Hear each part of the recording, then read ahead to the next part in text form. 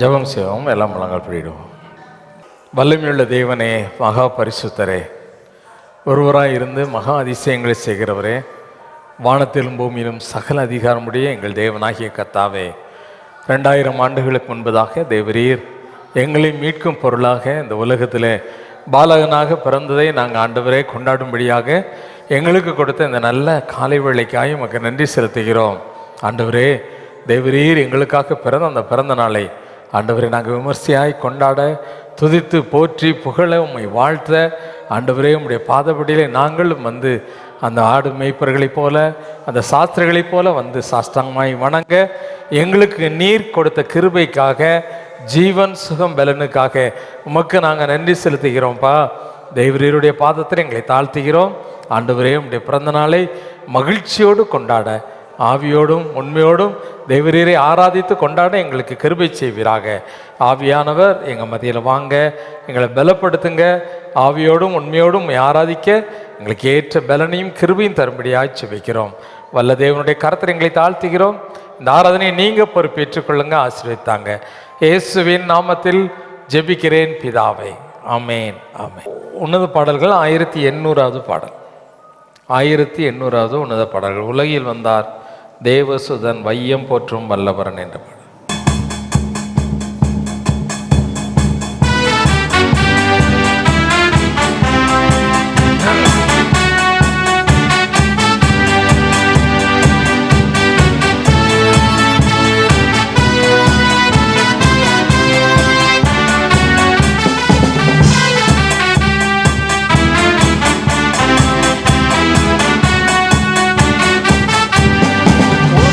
வந்தார் தேவசுதன், வையம் போற்றும் வல்லவரன், பனிக்குளிரில் நடு இரவில் உதித்தனரே மானிடராய்.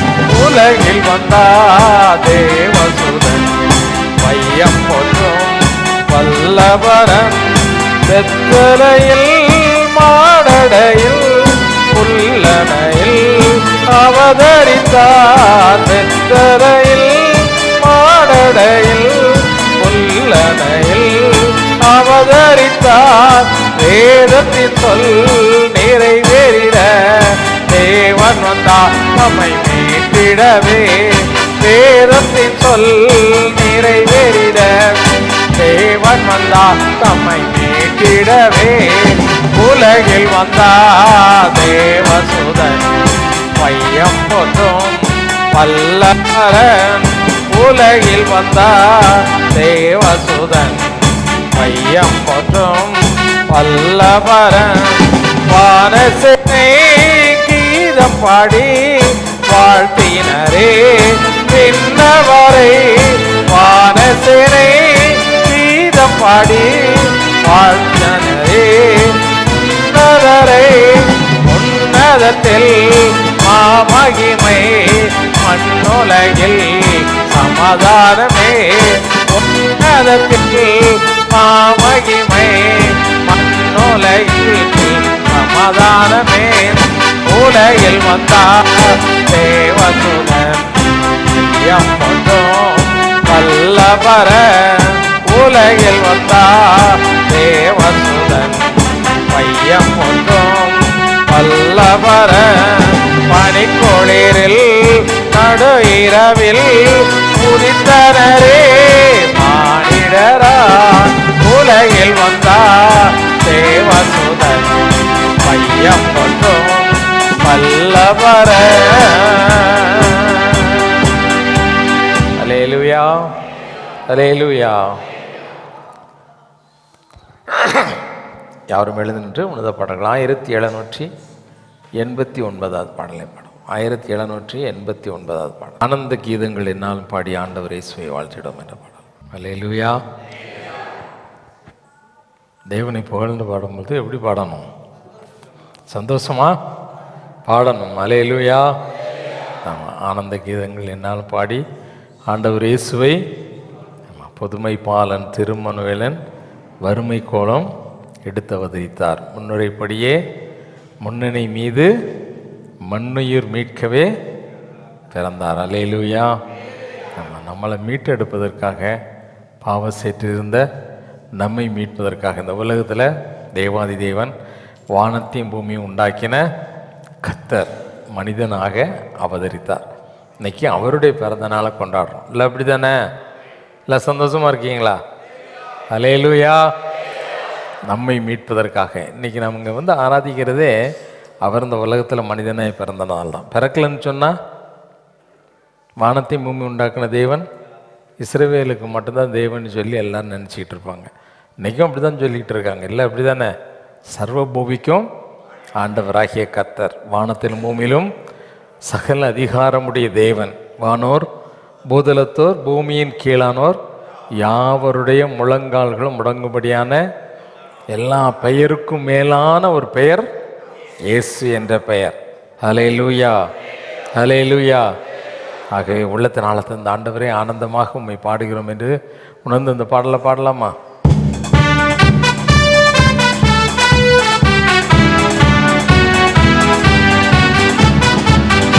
ஆனந்த கீதங்கள் என்னாலும் பாடி ஆண்டவரே சுவை வாழ்த்திடுவோம். ஆனந்த கீதங்கள் என்னாலும் பாடி ஆண்டவரே சுவை வாழ்த்திடுவோம். புதுமை பாலன் திருமனுவேலன் வறுமை கோலம் எடுத்தவதரித்தான். புதுமை பாலன் வறுமை கோலம் எடுத்தவதரித்தான்.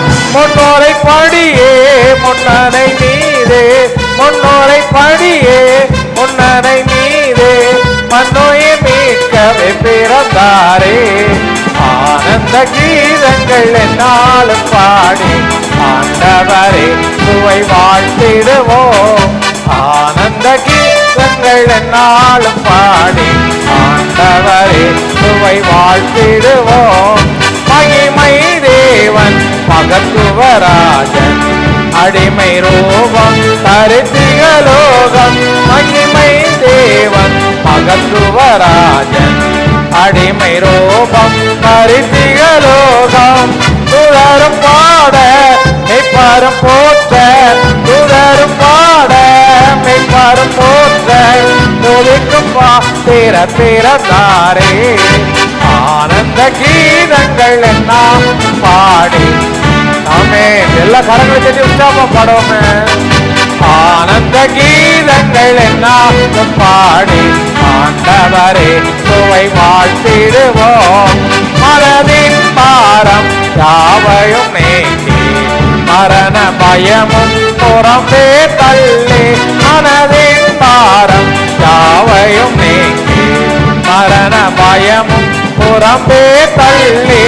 மசமாதானம் மதேவ அன்பும், மசமாதானம் மதேவ அன்பும் மரவிசுவாசமும் அளித்தாரே.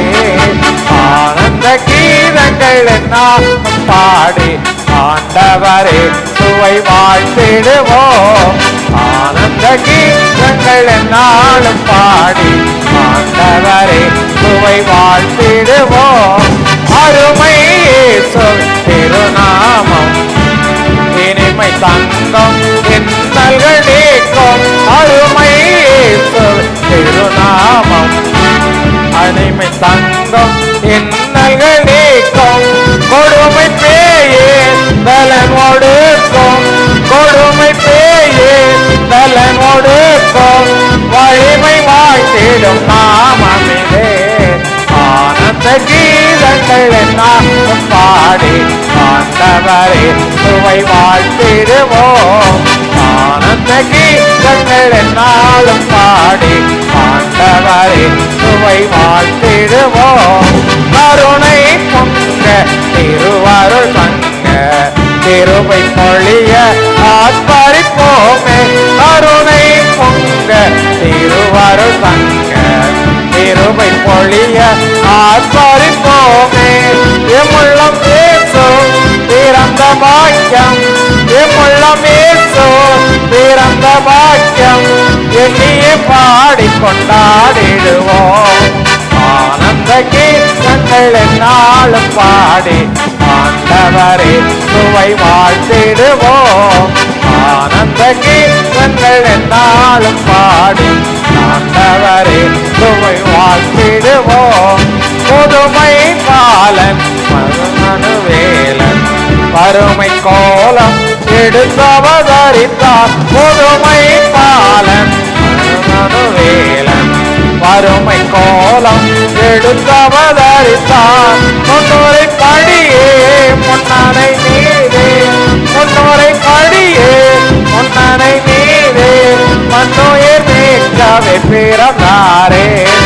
ஆனந்த கீதங்கள் என்னாலும் பாடி ஆண்டவரே உம்மை வாழ்த்திடுவோம்.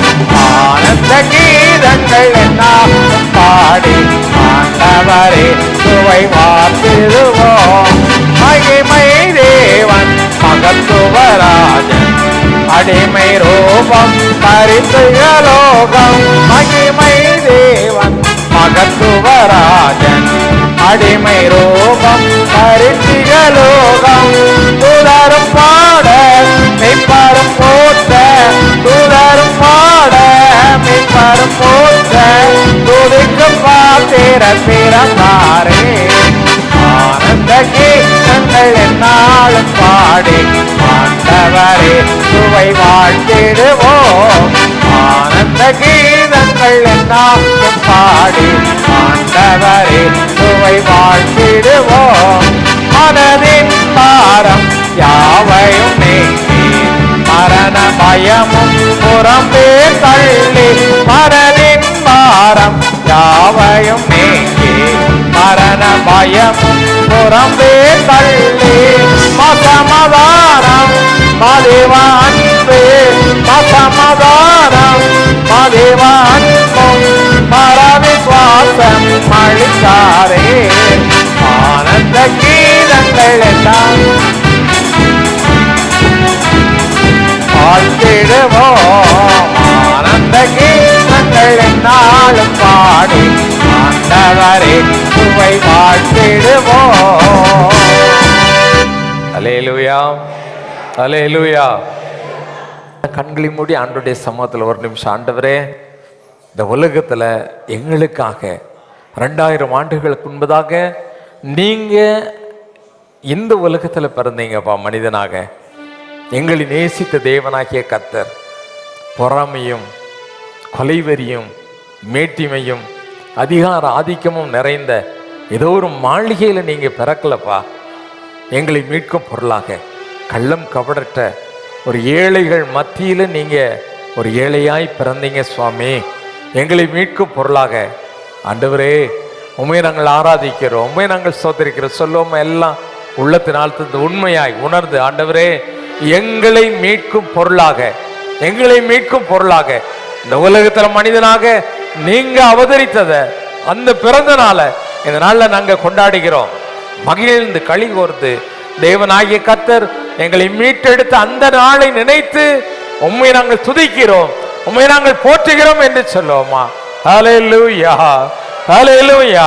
தேவனாகிய கர்த்தர் இந்த உலகத்தில் மனிதனாக பிறந்து எங்களை மீட்டு இருக்காவிட்டால் இந்த இடத்துல நாங்க வந்து ஆலயத்தில் ஆராதிச்சிருக்க முடியாதப்பா. ஹல்லேலூயா. இப்படிப்பட்ட ஒரு பெரிதான கிருபைய எங்க வாழ்க்கையில நீங்க கொடுத்ததற்காக உங்களுக்கு நன்றி என்று சொல்லுவோம். Hallelujah. O mighty Lord, we praise you Jesus. வானத்திலும் பூமியிலும் சகல அதிகாரமுடைய தேவனாகிய கர்த்தருடைய நாமத்திலே உமக்கு நாங்கள் மகிமை செலுத்துகிறோம், உம்மை நாங்கள் போற்றி புகழுகிறோம், உம்மை நாங்கள் வாழ்த்தி வணங்குகிறோம். ஆண்டவரே மகிமைக்கு பாத்திரமான தேவனே, மகத்துவம் உள்ள ராஜனே, தேவாதி தேவனே, வல்லமை உள்ளவரே, கத்தாதி கத்தரே, வானமும் பூமியும் கொள்ளாத தேவனே, வானம் எனக்கு சிங்காசனம், பூமி எனக்கு பாதபடி என்று சொன்ன எங்கள் மகத்துவ ராஜனே, உம்மை நாங்கள் போற்றி புகழுகிறோம், உம்மை நாங்கள் சோதரிக்கிறோம், உம்மை நாங்கள் ஆராதிக்கிறோம். ஆண்டவரே உமக்கு நாங்கள் மகிமை செலுத்துகிறோம். தேவருடைய பிறந்த நாளை நாங்கள் கொண்டாட வேண்டும் என்ற அவரோடு உம்முடைய சமூகத்திலே அதிகாலை வெள்ளையில வந்திருக்கிறோம். ஆண்டவரே எங்களை கண்ணோக்கி பார்ப்பீராக, எங்களை அபிஷேகிப்பீராக, எங்களை பலப்படுத்துவீராக. எங்க உள்ளத்திலும் எங்க வீட்டிலும் எங்க வாழ்க்கையிலும் தேவரீர் பிறந்தரிலே ஆண்டவரே உம்முடைய மகிமை விளங்கத்தக்க ஒரு குடும்பமாய் ஒரு தனிப்பட்ட மனித வாழ்க்கையாய் எங்களை மாற்றும்படியாய் ஜெபிக்கிறோம். மகிமையுள்ள கர்த்தாவே உம்மை ஸ்தோத்திரிக்கிறோம். மாசில்லாத பராபரனே, பரமராஜாவே, சர்வத்துக்கு மல்ல பிதாவாகிய தேவனே, வானத்திலும் பூமியிலும் சகல அதிகாரமுடைய தேவனே, உம்மையே நாங்கள் ஆராதிக்கிறோம், உம்மையே நாங்கள் போற்றி புகழ்கிறோம், உம்மையே நாங்கள் மகிமைப்படுத்துகிறோம். உம்முடைய புண்ணிய பாதத்தில் எங்களை தாழ்த்துகிறோம். மகிமை எல்லாம் உங்களுக்குரியது சுவாமி. உம்மையே நாங்கள் வாழ்த்தி வணங்குகிறோம், உமக்கே நாங்கள் மகிமை செலுத்துகிறோம். அன்றைக்கு ஆண்டவரே, கிழக்கிலிருந்து சாஸ்திரிகள் உம்மை பணிந்து கொள்ளும்படி வந்து பொன்னையும் வெள்ளைப்போளத்தையும் தூப வர்க்கத்தையும் வைத்து உம்மை பணிந்து கொண்டதைப் போல எங்கள் உள்ளத்தை உமக்கு உண்பதாக சமர்ப்பிக்கிறோம். தாழ்ந்து வீழ்ந்து பணிகிறோம் ஆண்டவரே, உமக்கு நாங்கள் மகிமை செலுத்துகிறோம். ஒருவரே மகிமைக்கு பாத்திரமானவர், ஒருவரே துதிக்கப்படத்தக்க தேவன், ஒருவரே ஆராதனைக்குரியவர். உண்மையை நாங்கள் ஆராதிக்கிறோம். சகல துதி, கனம், மகிமை எல்லாவற்றையும் எங்கள் இயேசுவின் மூலமாக உமக்கு செலுத்துகிறோம். எங்கள் பரலோக பிதாவே, ஆமென், ஆமென். 12ஆம் சங்கீதம் 54ஆம் சங்கீதம் 1 முதல் 7ஆம் வசனம் முடிய மாறி மாறி வாசிப்போம். தேவனே, உமது நாமத்து நிமித்தம் என்னை ரட்சித்து உமது வல்லமையினால் எனக்கு நியாயம் செய்யும். தேவனே, என் விண்ணப்பத்தை கேட்டு என் வாயின் வார்த்தைகளுக்கு செவிகொடும். அந்நியர் எனக்கு விரோதமாய் எழும்புகிறார்கள், கொடியர் என் பிராணனை வாங்க தேடுகிறார்கள். தேவனை தங்களுக்கு முன்பாக நிறுத்தி நோக்கார்கள். இதோ தேவன் எனக்கு சகாயர், ஆண்டவர் என் ஆத்துமாவை ஆதரிக்கிறவர்களோடு இருக்கிறார். அவர் என் சத்துருக்களுக்கு தீமைக்கு தீமை சரி கட்டுவார். உமது சத்தியத்தின் நிமித்தம் அவர்களை நிர்மூலமாக்கும். உற்சாகத்துடன் நான் உமக்கு பலியிடுவேன். கர்த்தாவே, உமது நாமத்தை துதிப்பேன், அது நலமானது. அவர் எல்லா நெருக்கத்தையும் நீக்கி என்னை விடுவித்தார். என் கண் என் சத்துருக்களின் நீதி சரி கட்டுதலை கண்டது. பிதாவுக்கும் குமாரனுக்கும் பரிசுத்த ஆவிக்கும் மகிமையுண்டாவதாக, ஆமென். அவர் முழங்கால் படிட்டு கர்த்தருடைய ஜெபத்தை சொல்லுவோம். பரமண்டலங்களில் இருக்கிற எங்கள் பிதாவே, உம்முடைய நாமம் பரிசுத்தப்படுவதாக, ராஜ்யம் வருவதாக, உம்முடைய சித்தம் பரமண்டலத்திலே செய்யப்படுவது போல பூமியிலேயும் செய்யப்படுவதாக. அன்றன்று உள்ள எங்கள் அப்பத்தை எங்களுக்கு இன்று தாரும். எங்களுக்கு விரோதமாய் குற்றம் செய்கிறவர்களை நாங்கள் மன்னிக்கிறது போல எங்கள் குற்றங்களை எங்களுக்கு மன்னியும். எங்களை சோதனைக்குள் பிரவேசிக்க பண்ணாமல் தீமை நின்று எங்களை ரட்சித்துக் கொள்ளும். ராஜ்யமும் வல்லமையும் மகிமையும் என்றென்றைக்கும் உடையவர்களே, ஆமென். அப்போஸ்தலர் விசுவாசத்தை அறிக்கை செய்வோம். வானத்தையும் பூமியையும் படைத்த சர்வ வல்லமையுள்ள பிதாவாகிய தேவனை விசுவாசிக்கிறேன். உடைய ஒரே பேரான குமாரனாகிய நம்முடைய நாதர் இயேசு கிறிஸ்துவையும் விசுவாசிக்கிறேன். அவர் பரிசுத்த ஆவியினாலே கன்னி மரியாளிடத்தில் உற்பவித்து பிறந்தார். பொந்திய பிலாத்துவின் காலத்தில் பாடுபட்டு சிலுவையில் அறையுண்டு மரித்து அடக்கம் பண்ணப்பட்டு பாதாளத்தில் இறங்கினார். 3ஆம் நாள் மரித்தோரிடத்திலிருந்து எழுந்தொழினார். பரமண்டலத்துக்கு ஏறி சர்வ வல்லமையுள்ள பிதாவாகி தேவனுடைய வலது பார்சத்திலே வீற்றிருக்கிறார். அவ்விடத்திலிருந்து உயிருள்ளோரையும் மரித்தோரையும் நியாயம் தீர்க்க வருவார். பரிசுத்த ஆவியை விசுவாசிக்கிறேன். பொதுவாக இருக்கிற பரிசுத்த சபையும் பரிசுத்தவான்களுடைய ஐக்கியமும் பாவம் மன்னிப்பும் சரீர உயிர்த்தெழுதலும் நித்திய ஜீவனும் ஒன்று விசுவாசிக்கிறேன், ஆமென். உட்காருவோம். வேதத்திலிருந்து ஒரு பகுதி வாசிக்கப்போம். வாசிக்க முடியாது குறிக்கப்பட்ட வேத பகுதி மத்திய எழுதின சுவிசேஷம் மத்தேயு 2ஆம் அதிகாரம் 1 முதல் 15ஆம் வசனம் முடிய கோயில்ராஜ் நமக்காக வந்து வாசிக்கும்படி குறிக்கப்பட்ட வேத பகுதி மத்தேயு சுவிசேஷம் 2ஆம் அதிகாரம் 1ஆம் வசனம் முதல் 15ஆம் வசனம் முடிய. மத்தேயு 2ஆம் அதிகாரம். ஏரோது ராஜாவின் நாட்களில் யூதேயாவில் உள்ள பெத்லகேமிலே இயேசு பிறந்த பொழுது கிழக்கிலிருந்து சாஸ்திரிகள் எருசலேமுக்கு வந்து, யூதருக்கு ராஜாவாக பிறந்திருக்கிறவர் எங்கே? கிழக்கிலே அவருடைய நட்சத்திரத்தை கண்டு அவரை பணிந்து கொள்ள வந்தோம் என்றார்கள். ஏரோது ராஜா அதை கேட்டபொழுது அவனும் அவனோட கூட எருசலேம் நகரத்தார் அனைவரும் கலங்கினார்கள். அவன் பிரதான ஆசாரியர் ஜனத்தின் வேதபாரகர் எல்லாரையும் கூடிவரச் செய்து கிறிஸ்துவானவர் எங்கே பிறப்பார் என்று அவர்களிடத்தில் விசாரித்தான். அதற்கு அவர்கள், யூதேயா தேசத்தில் பெத்லகேமிலே பிறப்பார். அதனென்றால், யூதேயா தேசத்தில் பெத்லகேமே, யூதாவின் பிரபுகளில் நீ சிறியதல்ல, என் ஜனமாகிய இஸ்ரவேலை ஆளும் பிரபு உன்னிடத்திலிருந்து புறப்படுவார் என்று தீர்க்கதரிசினால் எழுதப்பட்டிருக்கிறது என்றார்கள்.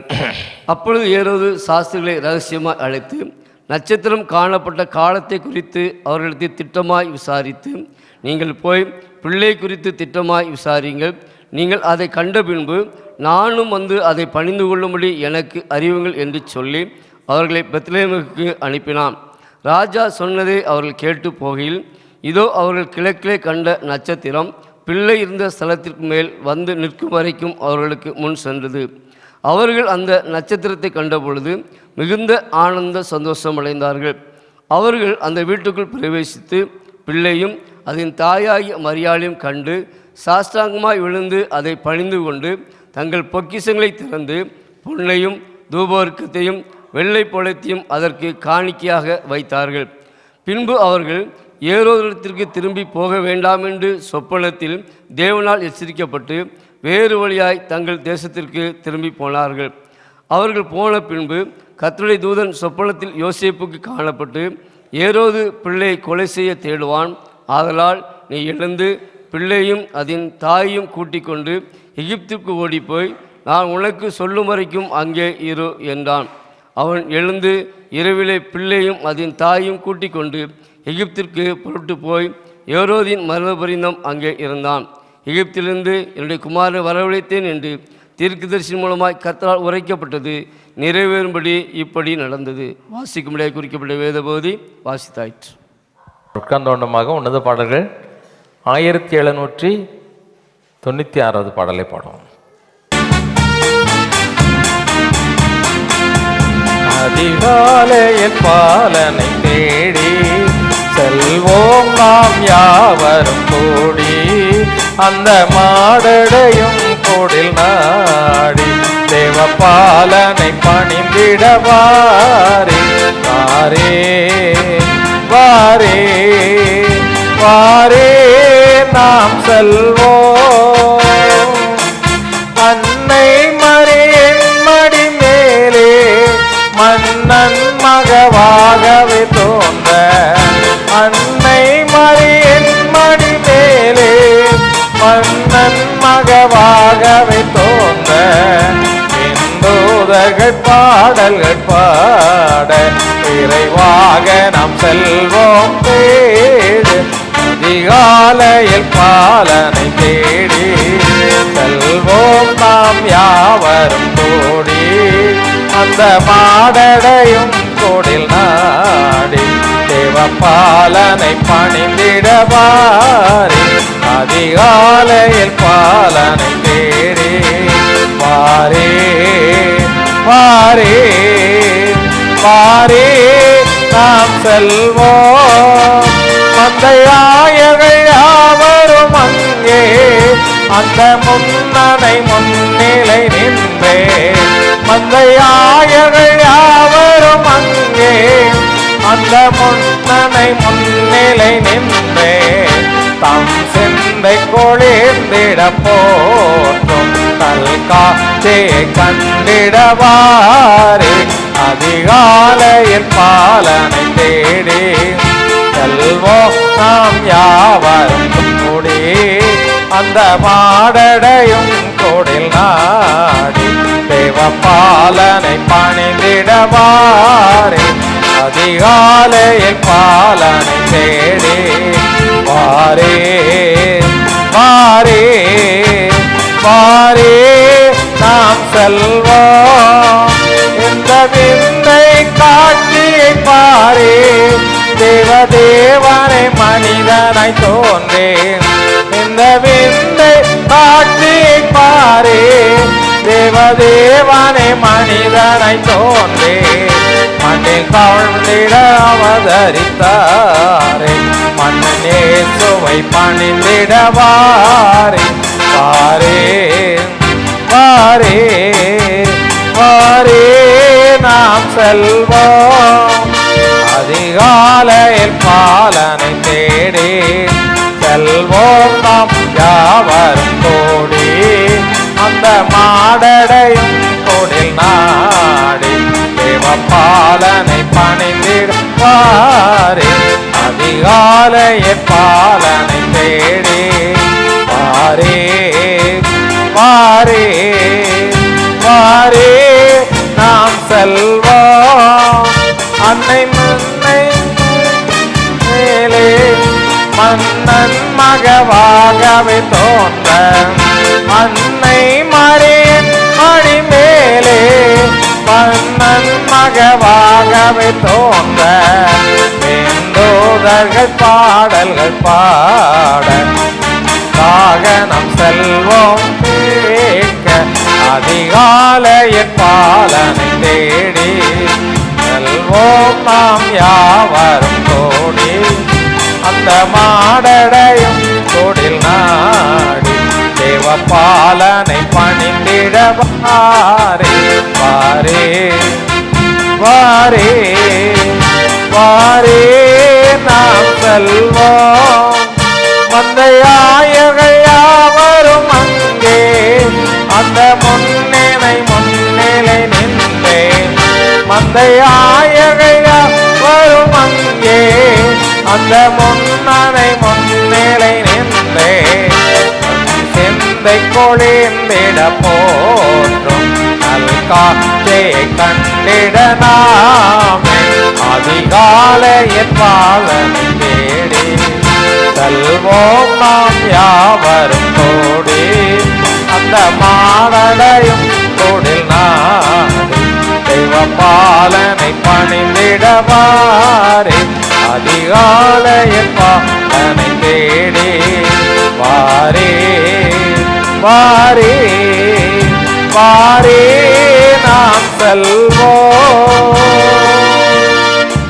அல்லேலூயா அல்லேலூயா. அவர் தலைவனின் மகிமை நிறைந்த தேவனே, தேவனாகிய கர்த்தருடைய பிறந்த நாளை கொண்டாட வேண்டும் என்ற ஆசையோடு நம்முடைய சமூகத்திலே வாஞ்சியோடு நாங்கள் வந்திருக்கிறோம்ப்பா. ஏதோ கடமைக்காக வருஷம் கொண்டாடுகிற பிறந்த நாளை நினைத்து நாங்கள் வரல சுவாமி. எங்களை மீட்டெடுத்த தெய்வமே, உமை நாங்கள் ஆராதிக்க வேண்டும் என்ற ஆசையோடு நம்முடைய சமூகத்தில் வந்திருக்கிறோம். இந்த நாளிலே தேவரீர் எங்கள் மத்தியில் வந்திருப்பதற்காக உமக்கு ஸ்தோத்திரம். இந்த நாளிலும் ஆண்டவரே, தேவரீருடைய பிறப்பை குறித்து உடைய பிறப்பின் அதிசயத்தையும் மகிமையை விளங்கி கொள்ள எங்களுடைய ஆன்மீக கண்களை திறந்துள்ளும்படியாக ஜெபிக்கிறோம். தேவரீர் எங்களோடு பேசும், நாங்கள் கேட்கிறோம். இயேசுவின் நாமத்தில் ஜெபிக்கிறேன் பிதாவே, ஆமேன் ஆமேன். ஹல்லேலூயா ஹல்லேலூயா. கர்த்தர் நல்லவர். ஹல்லேலூயா. ஆமாம், நம்மை மீட்டெடுத்த தேவன் நமக்காக ஜீவனை கொடுக்கும்படியாக இந்த உலகத்தில் பிறந்தவர். பாவமான சேற்றில், ஒளையான சேற்றில் இருந்த நம்ம தூக்கி எடுத்து கன்மலையின் மீது நிறுத்திய தேவன் அவர். ஹல்லேலூயா ஹல்லேலூயா. நானும் 21 வருஷம் கிறிஸ்மஸ் கொண்டாடி இருக்கேன். இயேசுவை அறியாதவனாய் பிறந்து தாயின் வயிற்றில் பிறந்ததிலிருந்து 21 வருஷம் கிறிஸ்மஸ் கொண்டாடி இருக்கேன். ஆனால் யார் எனக்குள்ளே இல்லை? இயேசு எனக்குள்ளே இல்லாமலே கொண்டாடி இருக்கேன். இங்கேயும் அப்படி நிறைய பேர் இருக்கீங்க. இயேசு உனக்குள்ளே இல்லாமலே இன்னைக்கு கிறிஸ்மஸ் கொண்டாட இங்கே வந்திருக்கீங்க. எனக்கு தெரியும், ஏன்னா என்னுடைய அனுபவம் தானே.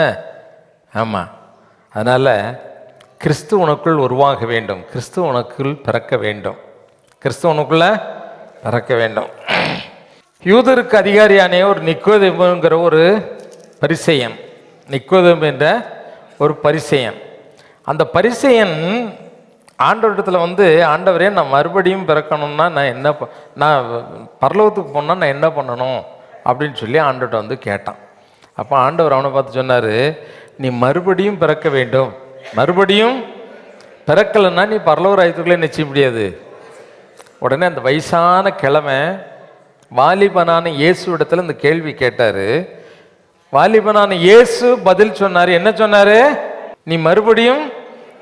உடனே அவர் ஒரு கேள்வி கேட்டார், இனிமே எங்கள் அம்மா வயிற்ற கிழிச்சு இவ்வளோ கிழவனாக இருக்கிறேன், இவ்வளோ வளர்த்தியாக இருக்கிறேன், அந்த வயிற்றுக்குள்ளே போய் நான் உட்காந்து எப்படி பிறக்க முடியும்ப்பான்னு கேட்டான். அப்போ ஆண்டவர் ஒரு பதில் சொன்னார். அவனுக்கு என்ன சொன்னார்? இஸ்ரவேலில் இவ்வளோ பெரிய போதகனாக இருந்தும் இது உனக்கு தெரியலையே, எனக்கு ரொம்ப ஆச்சரியமாக இருக்குதுன்னார். ரொம்ப. அப்போ மறுபடியும் பிறக்க வேண்டும் என்பதும் இயேசு உனக்குள் பிறக்க வேண்டும் என்பதும் மனிதனுடைய மூளைக்கு எட்டாத ஒரு காரியம். அது அனுபவித்தினால் வரக்கூடிய ஒரு காரியம். இப்போ இயேசுசாமி இந்த உலகத்தில் பிறந்த பொழுது ஒரு கேள்வி வந்துச்சு. மத்தேயு எழுதின சுவிசேஷத்தை எடுத்துக்கோங்க. மத்தேயு 2ஆம் அதிகாரம் 4வது வசனத்தை வாசி கேட்போமா? அவன் பிரதான ஆசாரியர் அவன் பிரதான ஆசாரியர் ஜனத்தின் வேதபாரகர் எல்லாரையும் கூடி வரச் செய்து ஜனத்தின் வேதபாரகர் எல்லாரையும் கூடி வரச் செய்து கிறிஸ்துவானவர் எங்கே பிறப்பார் என்று கிறிஸ்துவானவர் எங்கே பிறப்பார் என்று அவர்களிடத்தில் விசாரித்தான். யார் விசாரித்தது? இந்த கேள்வி என்ன கேள்வி வந்தது? கிறிஸ்துவானவர் எங்கே பிறப்பார், கிறிஸ்துவானவர் எங்கே பிறப்பார். இப்போ அதுதான் இன்னைக்கு நம்ம மத்தியில் வைக்கப்பட்ட ஒரு கேள்வி. இயேசுவின் பிறப்பை கொண்டாடக்கூடிய இந்த நாளில் நமக்கு முன்பாக வைக்கப்பட்டிருக்க வேதத்தின் கேள்வி அதுதான். யார் கேட்டா? அன்னைக்கு இருந்த அந்த இஸ்ரவேலை ஆளுகை செய்து கொண்டிருந்த ஒரு ராஜா, ஏரோதின் அரண்மனையில் இருந்த ராஜா கேட்ட கேள்வி. என்ன கேள்வி? கிறிஸ்துவானவர், ஆமாம், இயேசு கிறிஸ்து எங்கே பிறப்பார். அப்போ அதுக்கு பதில் சொல்றாங்க. என்ன பதில் சொல்றாங்க? அடுத்த வசனத்துல என்ன சொல்றாங்க பாருங்க. அதற்கு அவர்கள் யூதேயாவில் உள்ள பெத்லகேமிலே பிறப்பார். அதேனென்றால் யூதேயா தேசத்தில் உள்ள பெத்லகேமே யூதாவின் பிரபுக்களில் நீ சிறியதல்ல, யூதாவின் பிரபுக்களில் நீ சிறியதல்ல, என் ஜனமாகிய இஸ்ரவேலை ஆளும் பிரபு உன்னிடத்திலிருந்து புறப்படுவார் என்று தீர்க்கதரிசினால் எழுதப்பட்டிருக்கிறது என்றார். சரி, நல்லா கவனிங்க. அப்ப அந்த ராஜாவுக்கு இந்த சாஸ்திரிகள், வேதத்தை ஆராய்ச்சி பண்ணக்கூடிய வேத சாஸ்திரிகள் பதில் சொல்றாங்க. என்ன சொல்றாங்க? தீர்க்கதரிசினால் சொல்லப்பட்டிருக்கிறது, யூதேயாவில் உள்ள பெத்லகேமிலே இயேசு பிறப்பார். அப்போ இந்த பெத்லகேம் என்பது இஸ்ரவேல் தேசத்தில் யூதேயாவில் உள்ள ஒரு சிறிய கிராமம், ஒரு சிறிய குக்கிராமம். இந்த சின்ன கிராமத்தில் தான் இயேசு பிறப்பார் என்று தீர்க்கதரிசினால் உரைக்கப்பட்டது. இந்த பெத்லகேம் அப்படிங்கிறதுக்கு அர்த்தம் என்ன அப்படின்னு சொன்னா, அப்பத்தின் வீடு. என்ன வீடு? அப்பத்தின் வீடு. அப்பத்தின் வீடுனா ஒரு கிடைக்கிற இடமே அதுதான். நம்மளுக்கு உணவு கிடைக்கக்கூடிய இடம். சாப்பாடு இல்லாமல் மனுஷன் உயிரோடு இருக்க முடியுமா? முடியாது இல்லை. தேவன் கொடுக்கக்கூடிய அந்த ஆகாரம் இல்லாதபடி ஒரு மனிதன், ஒரு ஆத்துமா, ஜீவனுள்ள ஆத்துமாவா நினைச்ச முடியாது, இருக்க முடியாது. ஒரு மனிதன் 3 பகுதி உடையவன். அடிக்கடி உங்களுக்கு சொல்லியிருக்கேன். என்ன பகுதி? ஆவி, ஆத்துமா, சரீரம். ஆவி, ஆத்துமா, சரீரம். இந்த உலகத்தில் நாம் ஜீவிப்பதற்கு சரீரம் ரொம்ப ரொம்ப அவசியம். ஆவி எதற்காக? தன்னை தந்த தேவனிடத்தில் தொடர்பு கொள்வதற்காக. ஆத்மா எதற்காக? மரித்த பிறகு பரலோகத்தின் சுதந்திரத்தை அனுபவிப்பதற்காக கொடுக்கப்பட்ட ஒரு உள்ளான மனிதன். சதானா? அந்த மனிதனை குறித்து மனித மூளையினால் என்ன செய்ய முடியாது, விளங்கிக் கொள்ள முடியாது. ஏன்னா பவுலப்போஸ்தலன் எழுதும்போது சொல்றாரு, மரித்தோரில் முதற் பலனானவர் இயேசு கிறிஸ்து. மரித்தோரில் முதற் பலனானவர் யாரு? இயேசு கிறிஸ்து. அப்போ இயேசு கிறிஸ்து எப்படி உயிர்த்தெழுந்தாரோ, அவருடைய சரீரம் உயிர்த்தெழுந்த பிறகு எப்படி இருந்ததோ அதே போலதான் உயிர்த்தெழுந்த ஒரு மனிதனுடைய சரீரம் என்னச்சு, ஆத்மா இருக்கும் என்று வேதத்துல ரொம்ப தெளிவாக என்ன செய்யப்பட்டிருக்கிறது, சொல்லப்பட்டிருக்கிறது. அந்த உயிர்த்தெழுந்த சரீரத்திற்கு என்ன உண்டு? உருவம் உண்டு, உணர்வு உண்டு, மகிழ்ச்சி உண்டு, துக்கம் உண்டு. இது எல்லாம் வேதத்தில் சொல்லப்பட்டிருக்கிறது. மரித்து போன ஒரு லாசரு மகிழ்ச்சியோடு தேவனுடைய சமூகத்தில் என்ன செய்தான்? காணப்பட்டான். மரித்து போன ஐஸ்வர்யவான் நரகத்தில் துக்கத்தோடும் வேதனையோடும் காணப்பட்டான். அவனுக்கு என்ன இருந்தது? வேதனை இருந்தது. வேதனை இருந்தது. அப்போ உணர்வுள்ள ஒரு ஆவிக்குரிய சரீரத்துக்கு பேர் தான் என்னது? ஆத்மா. உணர்வுள்ள ஆவிக்குரிய சரீரத்துக்கு பேர் தான் ஆத்மா. அப்போ இன்றைக்கு ஒரு மனிதன் மறுபடியும் என்ன செய்ய வேண்டும்? பிறக்க வேண்டும். மறுபடியும் பிறக்கணும்னா இயேசு உனக்குள்ள பிறந்தாதான் நீ மறுபடியும் நினைச்ச முடியும், பிறக்க முடியும். ஒரு புதிய வாழ்க்கையை நீ பெற்றுக்கொள்ள முடியும். பாவத்தை வெறுக்கக்கூடிய பரிசுத்த வாழ்க்கையை நீ என்ன செய்ய முடியும்? பெற்றுக்கொள்ள முடியும். நான் சொன்ன மாதிரி என்னுடைய வாழ்க்கையில் 21 வருஷம் பாவத்தில் நான் ஜீவித்து கொண்டு வந்தேன். பாவத்தில் ஜீவித்து கொண்டு வந்தேன். பாவத்தில் ஜீவித்து கொண்டிருந்த என்னை இயேசு முதலாக எனக்குள் பிறந்ததினால நான் உயிர் பெறும்படியாக எனக்கு என்ன செய்தார்? உதவி செய்தார்.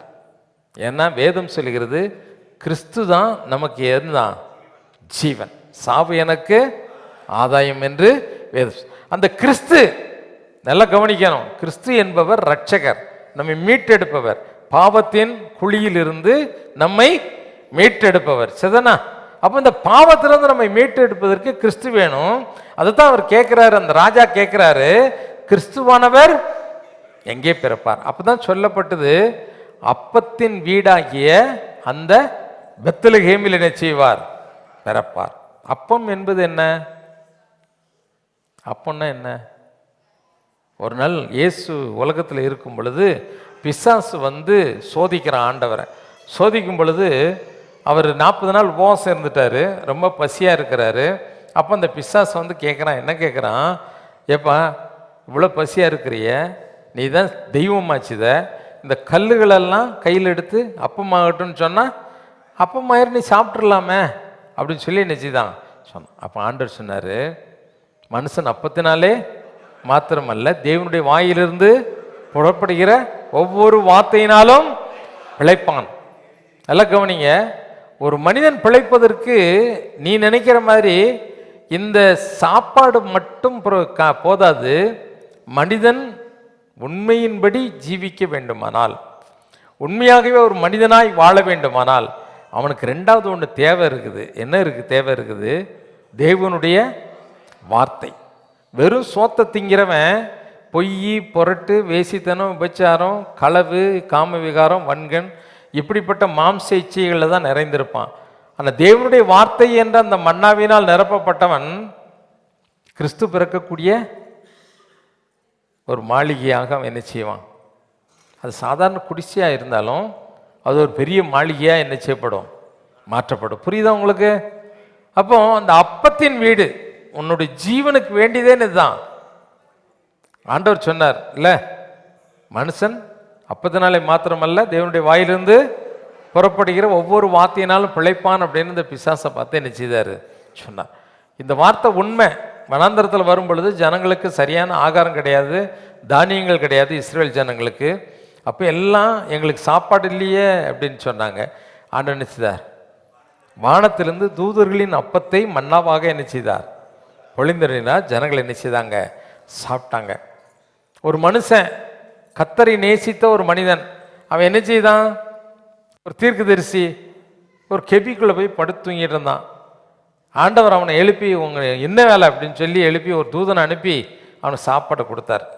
அவன் சாப்பிட்டுட்டு என்ன செய்தானா, 40 நாள் தண்ணியும் குடிக்கலை, சாப்பிடவும் இல்லை, பசியே எடுக்கலையான். 40 நாள் என்ன செய்தானா? வனாந்தரத்தில் நடந்து போனான் என்று வேதம் சொல்லுகிறது. ஹல்லேலூயா. அப்போ தேவன் கொடுக்கக்கூடிய போஜனத்தினால் நாம் நம்முடைய ஆவி, ஆத்மா, சரீரம் மூன்றிலும் என்ன செய்ய முடியும்? பலனை பெற்றுக்கொள்ள முடியும். ஹல்லேலூயா. பலனை என்ன செய்ய முடியும்? பெற்றுக்கொள்ள. அதான் நம்முடைய நம்பிக்கை, அதான் நம்முடைய நம்பிக்கை. அப்போ இதுக்கு ஆதாரம் என்ன? கிறிஸ்து பிறப்பதற்கு ஆதாரமே தேவனுடைய வார்த்தை, தேவனுடைய வார்த்தை. ஆண்டவர் சொன்னார், யோவான் சுவிசேஷம் 6ஆம் அதிகாரம் 33, 35வது வசனத்தை வாசி கேட்போமா? அதில் ஆண்டவர் என்ன சொல்லியிருக்கிறார்? வாசி கேட்போம். வானத்திலிருந்து இறங்கி உலகத்துக்கு ஜீவனை கொடுக்கிற அப்பமே, உலகத்திற்கு ஜீவனை கொடுக்கிற அப்பமே, தேவன் அருளிய அப்பம் என்றார். தேவன் அருளின அப்பம் என்றார். இயேசு அவர்களை நோக்கி ஜீவ அப்பம் நானே, ஜீவ அப்பம் நானே, என்னிடத்தில் வருகிறவன் ஒரு காலம் பசி அடையான், என்னிடத்தில் விசுவாசமா இருக்கிறவன் ஒரு காலம் தாகமடையான். நல்லா கவனிங்க, ஆண்டவர் தெளிவா சொன்னார். இந்த உலகத்தில் ஜீவனை கொடுக்கிற அப்பம் யாரா? இயேசு மாத்திரம்தான். ஜீவனை கொடுக்கிற அப்பம் இயேசு மாத்திரம்தான். இன்னைக்கு அநேகருக்கு பைபிளை வாசிக்கிறதுன்னா ரொம்ப கஷ்டமா தெரியும். இந்த கையில் இருக்க பார்த்தீங்களா, இது உனக்குள்ள பிரவேசித்து இது உனக்கு சொந்தமாயிடுச்சுன்னு வச்சுக்கோ, உனக்கு என்ன எடுக்காதான்? என்ன எடுக்காது? பசியே, ஐயோ அது இல்லையே, இது இல்லையே, அப்படி இல்லையே, இப்படி இல்லையே, இப்படி நடக்கலையே, அப்படி நடக்கலையே அப்படின்னுட்டு எதை குறித்தும் உனக்கு என்ன இருக்காது? கவலையே இருக்காது. கவலையற்ற ஒரு வாழ்க்கை, கவலையற்ற ஒரு வாழ்க்கையை தேவன் உனக்கு நிச்சயவார், நிச்சயமாகவே கொடுப்பார். அதுதான் ஆண்டவர் நமக்கு வாக்கு பண்ணியிருக்கிறார். ஆண்டவர் நமக்கு கவலை இல்லாத ஒரு வாழ்க்கை, மகிழ்ச்சி நிறைந்த ஒரு வாழ்க்கை, மகிழ்ச்சி நிறைந்த ஒரு வாழ்க்கை. அப்போ இன்றைக்கி நம்முடைய வாழ்க்கையில் நல்லா யோசித்து பாருங்க. இன்றைக்கி நாம் இயேசு எங்கே பிறப்பார் அப்படின்னா, இன்றைக்கி உங்களை பார்த்து நான் ஒரு கேள்விக்கு, அந்த ராஜா கேட்ட கேள்வி கேட்கன்னு வச்சுக்கோ, இயேசு எங்கே பிறப்பார்? அந்த ராஜா சொன்னதுக்கு சாஸ்திரி, அந்த வேத அறிஞர்கள்லாம் என்ன சொன்னாங்க? யூதேயாவில் உள்ள, ஆமாம், அங்கே தான் பிறப்பார். இன்னைக்கு நாம் அந்த இயேசு பிறக்கக்கூடிய ஒரு பெத்லகேமாய் என்ன செய்யணும்? மாறன். யூதேயா தேசத்தில் சின்னது கிடையாது, நீ சின்னது. இந்த உலகத்தில் சிறியவர்கள் என்று எண்ணப்பட்ட நாம் எல்லாரை காட்டிலும் யாரு? மிகப்பெரியவர்கள். அது தெரியுமா உனக்கு? நீ நினச்சிக்கிட்ட, ஐயோ பிரைம் மினிஸ்டர் தான் பெரியவர், அமெரிக்க ஜனாதிபதி தான் பெரியவர், அந்த குண்டு போடுறதுக்கு அணுகுண்டு செய்தவன் தான் பெரியவர் அப்படி நினச்சிக்கிட்டு இருக்கோம். அவங்களெல்லாம் காட்டிலும் பெரியவர் யார்? ஆமாம், அவர்களில் இருப்பவர்களிலும் நம்மோடு இருக்கிறவர் தான் பெரியவர். அல்லேலூயா. சகலவற்றையும் செய்ய வல்லமையுள்ளவர் அவர். அல்லேலூயா. அந்த ஒரு நம்பிக்கை எப்பவும் நமக்குள்ள என்ன செய்யணும்? இருந்து கொண்டே இருக்க வேண்டும். அல்லேலூயா, அல்லேலூயா. ஆமா, அந்த நம்பிக்கை நமக்குள்ள இருக்கணும். ஆண்டவர் எனக்காக எல்லாவற்றையும் செய்து முடிப்பார். அவரால் செய்ய முடியாத ஒரு காரியம் ஒண்ணுமே கிடையாது. தேவனாய் கர்த்தர் சகலவற்றையும் செய்ய வல்லமையுள்ள தேவன். அல்லேலூயா.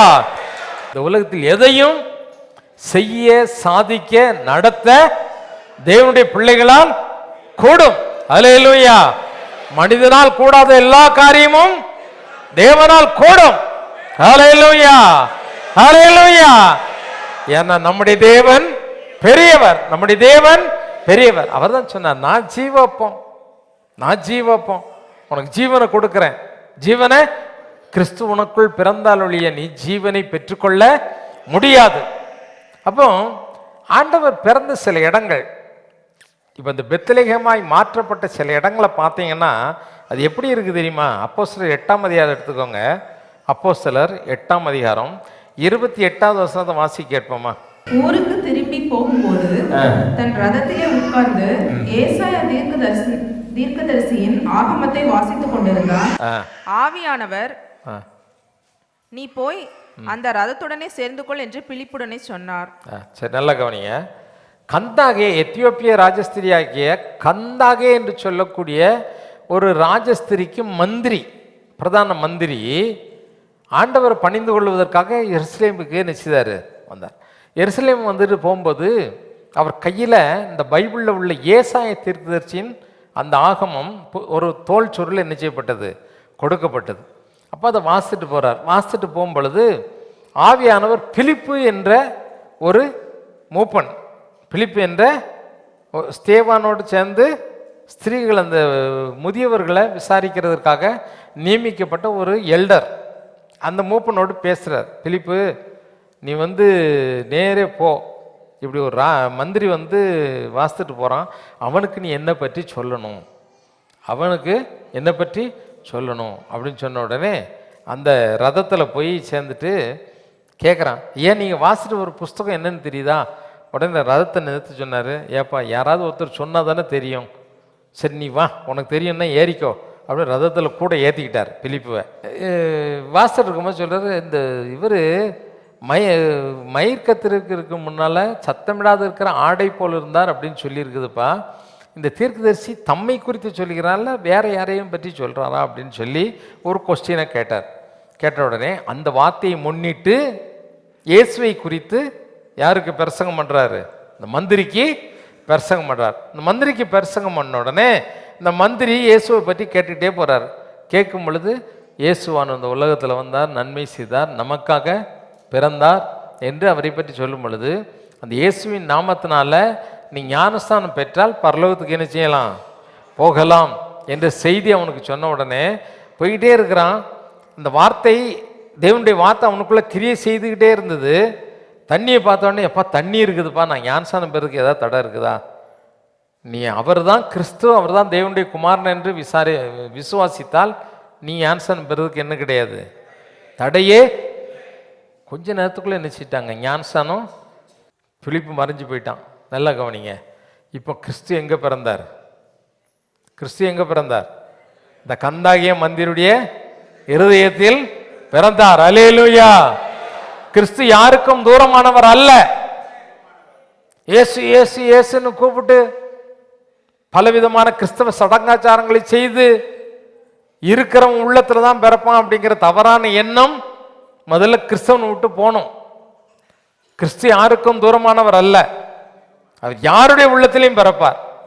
இன்னைக்கு இங்க வந்து ஆராதிக்காமல் வீட்டில் வெளியே வர முடியாதபடி ஆண்டவரை ஆராதிக்கக்கூடிய எத்தனை பேர் உண்டு. கணவனுக்கு பயந்து, மனைவிக்கு பயந்து, குடும்பத்திற்கு பயந்து, பெற்றோருக்கு பயந்து அந்தரங்கத்தில் இயேசுவை தேடக்கூடிய எத்தனை பேர் உண்டு. அவங்க உள்ளத்திலேயே இயேசு பிறந்திருக்கிறார். ஹல்லேலூயா, ஹல்லேலூயா. இயேசுவானவர் யாருக்கும் தூரமானவர் அல்ல. இயேசுவை நீ ஏற்றுக்கொண்டால், முழு மனதோடு அவரை இரட்சகர் என்று விசுவாசித்தால், இயேசு உன்னுடைய உள்ளத்தில் என்ன செய்வார்? பிறப்பார். ரெண்டாவது பாருங்க, அப்போஸ்தலர் 16:32 அங்க ஒருத்தருடைய வீட்டில் எல்லாருடைய உள்ளத்திலையும் ஆண்டவர் பிறக்கிறார். வாசி கேட்போமா? அப்போஸ்தலர் 16:32 அவனுக்கும் அவன் வீட்டில் இருந்த யாவருக்கும் அவன் வீட்டில் இருந்த யாவருக்கும் கர்த்தருடைய வசனத்தை போதித்தார்கள். கர்த்தருடைய வசனத்தை போதித்தார்கள். மேலும் ராத்திரியில் அந்நேரத்தில் தானே அவன் அவர்களை அழைத்து கொண்டு போய் அவர்களுடைய காயங்களை கழுவினான். சரி, நல்லா கவனிங்க. இருக்கட்டும். சிறைச்சாலை அதிகாரி ஜெயிலர், ஜெயில் சூப்பரண்டன்ட். இந்த நாட்களின் கூற்றுப்படி என்ன, அதுக்கு பேர் என்ன? சிறைச்சாலைக்காரனா ஜெயில் சூப்பரண்டன்ட். அந்த ஜெயில் சூப்பரண்டன்ட் பவுலையும் சீலாவையும் கூட்டு போய் கேட்கிறார். கர்த்தருடைய வசனம் போதிக்கப்பட்டது, கர்த்தருடைய வார்த்தையை கேட்டார்கள், கர்த்தருடைய வார்த்தையை நம்பினார்கள். தேவனுடைய வார்த்தையை நம்பினார்கள். கர்த்தருடைய வார்த்தையை நம்பின பொழுது அந்த முழு குடும்பமும் என்ன செய்யப்பட்டது? இயேசுவை ஏற்றுக்கொண்டார்கள். இயேசு அவருடைய உள்ளத்தில் பிறந்தார். அவங்க எல்லாம் ஞானஸ்நானம் பெற்று கர்த்தருடைய பிள்ளைகளாய் மாற்றப்பட்டார்கள். அது மட்டுமல்ல, இயேசுவோடு கூட இருந்தேன் என்று சொன்னவர்கள். இன்னைக்கு இங்கே வந்திருக்க கிறிஸ்தவங்களை கேட்டால் சில பேர் சொல்லுவாங்க, நாங்கள் கோயிலுக்கு 30 வருஷமாக வரோங்க, நாங்கள் கோயில் ஆரம்பிச்சிலேருந்தே வந்துக்கிட்டு இருக்கோங்க, நாங்கள் கோயிலுக்கு 10 வருஷமாக வரோங்க, 12 வருஷமாக வரோங்க, இப்படி சொல்கிற கிறிஸ்தவங்க நிறைய பேர் இருப்பீங்க இல்லையா? அப்படி தானே? நான் 10 வருஷமாக இருக்கிறேன், நான் கோயிலுக்கு வந்துக்கிட்டே இருக்கிறேன், நான் கிறிஸ்தவனாக்கும், நான் பழைய கிறிஸ்தவன் இப்படின்னு மார்தட்டி கொள்ளக்கூடிய எத்தனையோ கிறிஸ்தவர்கள் இருப்பாங்க. இதை போன்றவர்கள் தான் யாரு? நாம் சுவிசேஷத்தில் பார்க்கும் பொழுது, சுவிசேஷத்தில் லூக்கா எழுதின சுவிசேஷம் 24ஆம் அதிகாரத்தில் எம்மாவு அப்படிங்கிற ஒரு பட்டணத்துக்கு 2 பேர் நடந்து போறாங்க. அவங்க யாரு? இயேசுவோடு இருந்த சீஷர்கள். ஆனா வேத வாக்கியங்களை அறியாதவர்கள், வேத வசனங்களை புரிந்து கொள்ளாதவர்கள்.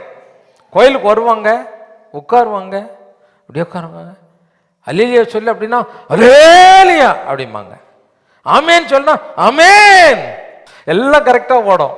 ஆனா இயேசு தெரியாது. இயேசு எப்படி தெரியும்? இன்னைக்கு கிறிஸ்துமஸ், ஐயோ எங்கள் வீட்டில் கறி எடுத்து கொடுத்துருக்கேன், ஒரு பாட்டிலாவது குவார்ட்டர் வாங்கி பாக்கெட்டுக்குள்ளே வச்சுட்டு போய் பொண்டாட்டிக்கு தெரியாமல் எங்கேயாவது செடி மறைவில் உட்காந்து குடித்தாதான் எனக்கு என்னது கிறிஸ்மஸ். கேடு கெட்டவன், கேவலமானவன், கீழ்த்தரமானவன். அன்னைக்கு கெட்டகுமாரன் யாருக்கிட்ட போயிருந்தான்? பன்னிக்கிட்ட போயிருந்தான். எது திங்கிறத ஆசையா இருந்தான்? பண்ணி திங்கிறத. கர்த்தருடைய வார்த்தையை நம்பாதவர்கள், கர்த்தருடைய வார்த்தை என்றால் என்ன என்று சொல்லி தெரியாது, வேத வசனமே தெரியாது, வேதத்தை பற்றி அறிவு கிடையாது. தேவ ஞானம் என்பது என்ன? வேதத்தை அறியாதபடி இங்க இருக்கக்கூடிய கிறிஸ்தவன் கிடையாதுயா. வேதம் என்ன சொல்லுகிறது? பரிசுத்தமாய் வாழ வேண்டும், பக்தியாக இருக்க வேண்டும், கர்த்தருக்காய் ஜீவிக்க வேண்டும். இயேசுதான் எனக்கு அப்படிங்கிற ஒரு வைராக்கியம் உனக்குள்ள என்ன செய்யணும்? அது எப்போ வரும்? வேதத்தை வாசிக்கும் பொழுது தான் வரும். எம்மாவூருக்கு போன சீஷர்கள் வசனத்தை தான் ஆராய்ஞ்சிட்டு போனாங்க.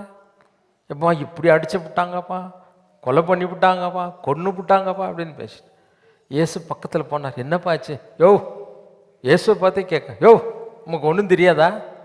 அடா பாவி, இவ்வளோ நாள் இந்த இஸ்ரவேலில் வாசம் பண்ணிக்க, கொன்று விட்டாங்கப்பா இயேசுவை, கொன்று, அவர் கூட தான் இருக்காரு, அவர்கிட்டே போய் சொல்கிறாங்க கொன்று விட்டாங்கப்பா, கொன்று விட்டாங்கப்பா. கேட்காரு, எங்கே கொன்று விட்டாங்க? இப்படி அடிச்சு விட்டாங்கப்பா, இப்படி கொண்டு விட்டாங்கப்பா, அவர் நீதிபரர்ப்பா, பரிசு சார் ரொம்ப நல்லது அப்படின்னு சொல்லிட்டு வீட்டு பக்கத்தில் வரும்போது ஆண்டவர் சரி கொஞ்சம் சொல்லி நீ பார்த்துட்டு போ, உனக்கும் எனக்கும் என்ன கிடையாது சம்மந்தம், கோயிலுக்கு வந்துட்டியா போய் பிரியாணி சாப்பிட்றதுக்கு போ, அதோட முடிஞ்சுது. உனக்கும் எனக்கு சம்மந்தம் எங்கேயோட முடிஞ்சுது, கோயிலோட முடிஞ்சது, நீ போ நான் போகிறேன் அப்படின்னு. உடனே அவன் என்னமோ கொஞ்சம் நல்ல கிறிஸ்தவன், ஐயோ இருட்டி போச்சு வாங்க வீட்டுக்கு வாங்க அப்படின்னு வருந்தி அழைத்ததுனால இயேசு எங்கே போனார்? வீட்டுக்கு போய் ஆமாம் சாப்பிட உட்கார்ந்து அப்பத்தை பிட்கையில், ஹல்லேலூயா ஹல்லேலூயா, அப்பத்தை பிட்கையில் அவருடைய கண்கள் திறக்கப்பட்டது. இயேசு மறைஞ்சு போயிட்டார். அதுக்கப்புறம் தான் சொல்கிறாங்க, ஐயோ அந்த வேதவசனம்லாம் எனக்கு ரொம்ப முக்கியம், அவர் அது பேசும்போது என் உள்ளம் கொழுந்து விட்டு, ஹல்லேலூயா. இந்த வேத வசனத்தின் மகத்துவத்தை ஆண்டவர் கண்களை திறந்த பிறகுதான் அவங்க என்ன செய்தாங்க? தெரிந்து கொண்டார்கள். என்ன செய்தாங்க? தெரிந்து கொண்டார்கள். ஹல்லேலூயா. இன்னைக்கு நீயும் நானும் வேதத்தின் மகத்துவத்தை உணராதபடி இயேசுவானவர் நம்ம உள்ளத்தில் என்ன செய்ய முடியாது? பிறக்கவே இயேசுவானவர் எங்க பிறப்பாரு? பெத்லகேமில். நீ சிறியதல்ல, யூதேயாவில் உள்ள பெத்லகேமே நீ சிறியது. ஆமா, இஸ்ரவேலை ஆளும் மகா பெரிய பிரபு உன்னில் தோன்ற போகிறார். ஹல்லேலூயா ஹல்லேலூயா. ராஜாதி ராஜாவுக்கு நம்ம வாரிசு. இப்போ நமக்குள்ள இயேசு பிறந்துட்டாருன்னு சொன்னா நம்ம யாரு? சாதாரண ஆளா? ராஜாவுக்கே பயம் வந்துடுச்சு. என்ன பயம் வந்துச்சு? ஐயோ பிறந்துட்டாராம் பெத்லகேமில், போய் தேடுங்கப்பா, சாஸ்திரிங்க வேற ஏமாத்திட்டு போயிட்டாங்க அப்படின்னு தேடினா அங்கே குழந்தைய காணோம். உடனே பார்த்தாங்க, பிறந்து எத்தனை நாள் ஆயிருக்கும்? மிஞ்சி போனால் ஒரு 2 வருஷம் இருக்குமா? 2 வயசுக்கு உள்ள குறை வந்து பூரா என்ன செய்ய வெட்டு கொலை பண்ணு. அங்கே ஒரு பெரிய அநியாயம் நடக்குது பயத்தினால். ஏன்? அந்த பெத்லகேமை குறித்த பயம் ராஜாவுக்கு உண்டானது. உன்னையும் என்னை குறித்த பயமும் நடுக்கமும் ஜாதிகளுக்கு உண்டாக வேண்டுமானால் நீ என்ன செய்யணும்? இயேசு பிறப்பதற்கு இடம் கொடுக்கக்கூடிய ஒரு மனிதனாய் மனுஷியாய் மாறணும். மனுஷியாய் மாறணும்னா என்ன செய்யணும்?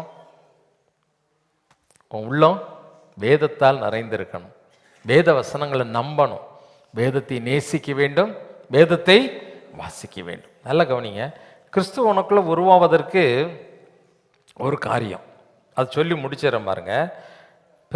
ஒரு குழந்தை பிறக்கணும் அப்படின்னு சொன்னால் அந்த குழந்தை பிறக்கிறதுக்கு முன்னால் அது என்ன செய்யணும்?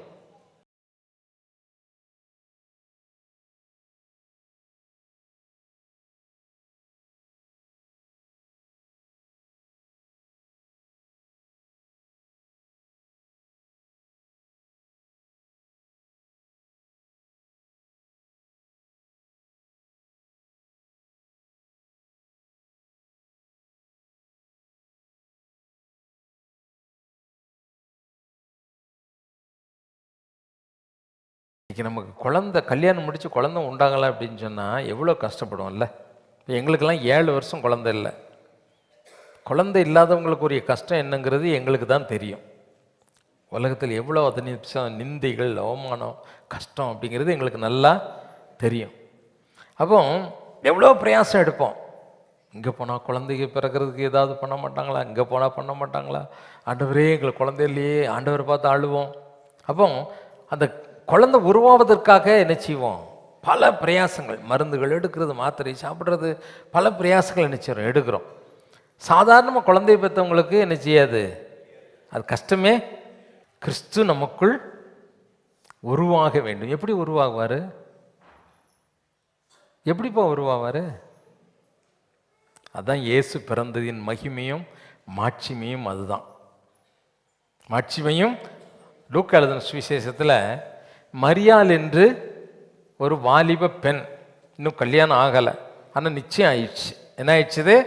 நிச்சயம் ஆயிடுச்சு. பேர் என்ன? ஹலோ, சத்தமாக தான் சொல்லுங்களேன். மேலே மரியாள். மரியாள் என்ற ஒரு பெண். தேவதூதன் அந்த மரியாள் இடத்துல வந்து நிற்கிறான். ஏம்மா, பரிசுத்த ஆவி உன்மேல் நிழலிடுவார், பரிசுத்த ஆவியினால் நீ என்ன செய்வ?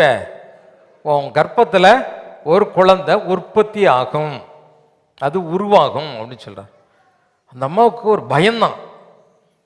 ஐயோ, நான் புருஷனை அறியனே, புருஷனை அறியனே, இது எப்படி ஆகும் அப்படின்னு சொல்கிறாங்க.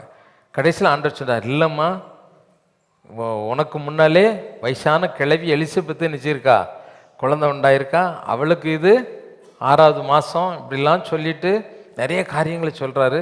சொன்ன உடனே அந்த தூதனுடைய வார்த்தையை கேட்க கேட்க, தேவனுடைய வார்த்தை, தூதனுடைய வார்த்தை யாருடைய வார்த்தை? தேவனிடத்திலிருந்து கொண்டு வரப்பட்ட வார்த்தை. ஏன்னா கேப்ரியல் என்ற தூதன் தேவனிடத்திலிருந்து தூது கொண்டு வந்திருக்கார். அந்த தேவனுடைய வார்த்தை கேட்க கேட்க மனது திடப்பட்டது. திடப்பட்ட உடனே அவ என்ன செய்தா, ஒரு வார்த்தை சொல்லுகிறா பாருங்க. லூக்கா 1ஆம் அதிகாரம் 38வது வசனத்தை வாசித்து முடிக்கலாம். லூக்கா 1ஆம் அதிகாரம் 38வது வசனம். அதற்கு மரியாள், இதோ நான் ஆண்டவருக்கு அடிமை, இதோ நான் ஆண்டவருக்கு அடிமை, உம்முடைய வார்த்தையின்படி எனக்கு ஆக கடவுது என்றாள். உம்முடைய வார்த்தையின்படி எனக்காக கடவுது என்றால். நல்லா கவனிங்க, அந்த அம்மா சொன்ன வார்த்தை என்ன? இதோ நான் ஆண்டவருக்கு அடிமை. அதுக்கு அர்த்தம் என்ன? என்னை முற்றிலும் உமக்கு நான் என்ன செய்கிறேன்?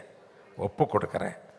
உமக்கு நான், தேவனுக்கு நீ என்றைக்கு உன்னை முற்றிலும் ஒப்பு கொடுக்குறாயோ, உன்னுடைய சுய புத்தியில் சாராதபடி, உன்னுடைய சுய இஷ்டத்துக்கு உன்னுடைய வாழ்க்கையை ஒப்பு கொடுக்காதபடி, மனம் போன வாழ்க்கை வாழாதபடி, கர்த்தர் விரும்புகிற வாழ்க்கை வாழ்வதற்கு என்றைக்கு அவருடைய கரத்தில் நீ உன்னை ஒப்பு கொடுக்கிறையோ, அன்றைக்கு அவருடைய வார்த்தையினால் உன்னை நிரப்புவார். வார்த்தையினால் அந்த வார்த்தையினால் நிரப்பப்பட்ட ஒரு இதயத்துக்குள்ள தேவனாகிய கர்த்தர் என்ன செய்வார்? பிறப்பார். ஹல்லேலூயா, ஹல்லேலூயா.